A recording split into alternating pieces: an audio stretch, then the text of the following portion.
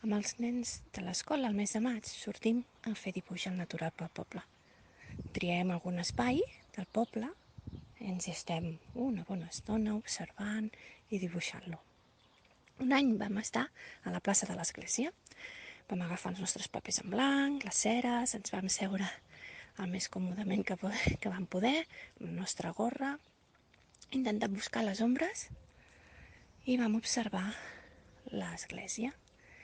Molts van triar la torre de l'església, amb grisos, ocres, verds, foscos, ombres. Van anar observant el que veien i passar-ho en el full.